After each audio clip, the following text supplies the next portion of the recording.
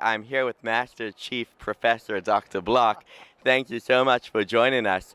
I wanted to ask you about your experiences with media at ACC and any recommendations and feedback that you could give to the co-editors as well as the FITs whom have put in countless hours trying to make this a success.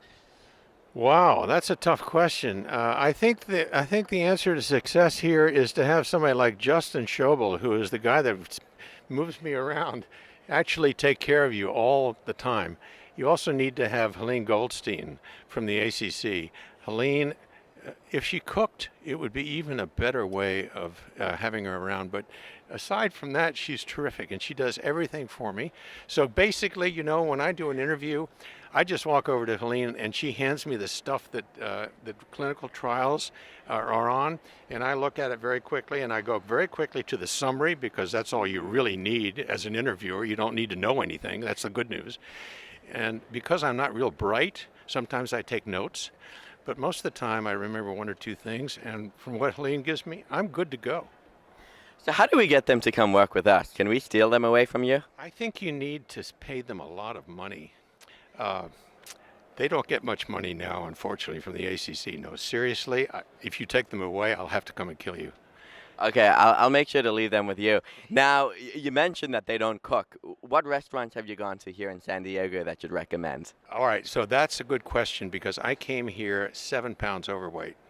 And I said to myself, okay, you're not going to eat the whole time you're in San Diego. And I have not eaten in any restaurants here since I've been here.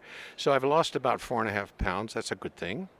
And if anyone wants to come to San Diego to get the block reduction of weight program, I'm happy to do it. It'll cost a little bit of money, but basically it's not eating. I think our group has been eating quite a bit, but the one thing we have done is walk.